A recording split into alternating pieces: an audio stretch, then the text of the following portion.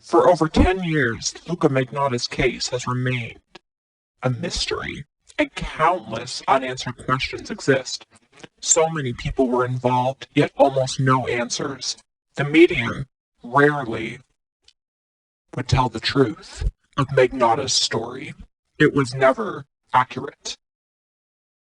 Luka was most definitely framed, but the question remains, who framed him? An individual named Derek McKinnon is at the top of the suspect list. Magnotta's case needs to be reopened, and prosecutors needed to admit that they fucked up big time. Witnesses and suspects were not questioned. Evidence was misplaced, and the police had tunnel vision on Magnotta from the start. They failed to look at all other suspects, especially Derek McKinnon. So let's discuss all aspects on how Derek McKinnon was involved in Magnotta's case and how he framed Luka. Firstly, Luka Magnotta never, I repeat, never, lived at 1520 DeCarry in Montreal. Luka rented that apartment to bring his escorting clients. He did not reside there ever. The apartment was completely empty, almost zero personal effects, only a bed, sofa, and a table. It was a whorehouse, and a lot of different escorts used that apartment to bring their clients. Different sex workers would schedule the unit for their sex sessions. Luka never lived there. So where did Luka live in Montreal? Nobody really knows. Luka's residence because he registered them in other people's names. Luka had a condo near the Mount Royal neighborhood, and he stayed a lot at the Montreal Queen Mary Hotel. What Luka doesn't want people to know, they never will. All these idiotic armchair detectives make fools of themselves daily. The facts speak for themselves. So who is Derek McKinnon? What we know of him so far is this.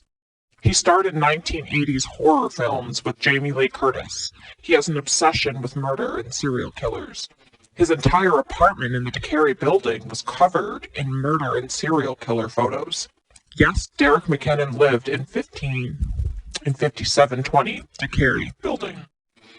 Derek McKinnon was cleaning the units and had the keys to all the apartments and was entering the prostitution unit and stealing personal effects. Derek also had access to the video surveillance. Derek McKinnon created films. Yes, everyone, Derek provided multiple murder films and produced them over the years, including one murder film with a man on a bed stabbing another man with an ice pick and a poster of Casablanca. Yes, it's also true. Derek was inside the apartment. He had the keys to the apartment. So Derek McKinnon dressed in all Luka's clothing and was obsessed with Magnotta and set everything up to frame Luka. Everything in the murder that night is directly connected to Derek McKinnon. Derek had means, motive, and a lot of opportunity. He most definitely framed Magnotta. At Luka's trial, it said a Craigslist ad was discovered soliciting a three-way sex date. So the Craigslist ad, Junlin answered, requested a third person to join the sex party. Who exactly was this third person? Obviously Derek McKinnon, who in my opinion is a real murderer. Research Derek McKinnon in relation to Luka Magnotta and read John McKellar's blog titled Framing Magnotta. John McKellar wrote all about Derek McKinnon framed Luka, so read up, everyone. Manny Lopez was also involved in Montreal that night. We will get into that point soon. But what I would like to know is, why did the police not track the Craigslist ad back to Derek McKinnon who sent it? Why didn't the idiots at the Montreal police question Derek McKinnon or call him as a witness? It's incredible to have a man living in an apartment who creates horror films and murder films, who has the same Casablanca poster inside his films as in the One Lunatic, One Ice Pick video. And this man is Derek McKinnon. Derek also really loved ice picks and would break into Luka's work residence with that maintenance janitor keys. Luka did not know this man, and never, I repeat, never,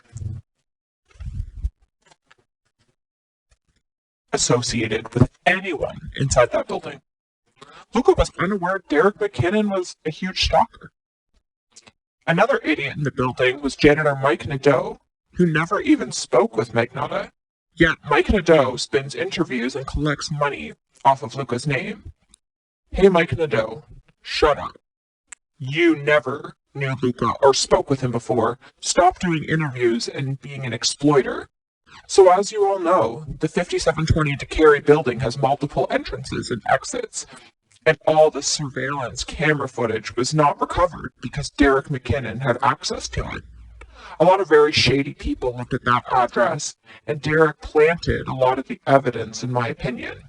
It's very unclear what they checked when it has to do with Manny Lopez and Derek McKinnon. Because Manny Lopez and Derek McKinnon were doing inside Luka's apartment on that night of May 25th, 2012. But for sure, Luka was not alone. This is a guarantee. The prosecutors need to reopen the Magnotta case because too many unanswered questions exist. What was the pepper spray seen in the evidence photo but never presented at trial? Luka never even had any suitcase inside that apartment, so where did the suitcase originate from? Obviously, someone planning a murder would have a suitcase. Manny Lopez, who is well documented in Luka's life, remains unfound. Luka had multiple cell phones and did internet video calls. The police wrongly stated they checked the phone records. They checked only one phone record. Luka had multiple telephones. Also, Luka did Skype with Manny, so the police were imbeciles who let the media parade inside the apartment and contaminate evidence. Again, check John McKellar's blog, Framing Magnotta. Google that. Also, who tipped off the press? And why was a suitcase opened by a janitor randomly? Out of all the furniture, coincidentally, the building's maintenance opened that suitcase? Doesn't make sense. Luka was definitely involved with a lot of very powerful clients in the government, and in my opinion, Manny Lopez and Derek McKinnon had secret hidden cameras set up in the apartment, used by multiple escorts. Derek and Manny were blackmailing these politicians. Luka was caught in the middle and framed. Also, the snuff murder video, One Lunatic, One Ice Pick, was not produced by Luka. That is fake news. Luka never produced that video, nor did Luka name that video. It's all lies and fake news. Social media posts on the internet were discovered weeks before the murder, mentioning One Lunatic, One Ice Pick. So obviously, Derek and Manny were plotting to set Luka up. The sex tapes of the powerful government politician exist, and will be revealed if the Canadian government ever try and go after Derek McKinnon or Manny Lopez. So the government is needing Luka as their safety scapegoat. Witnesses seen black vehicles and shady individuals around the building all night. As for the boxes sent to the politicians, Luka never sent those. Luka was inside the pharmacy to mail a money order. That was confirmed. None of Luka's fingerprints or handwriting was ever found on any of the boxes.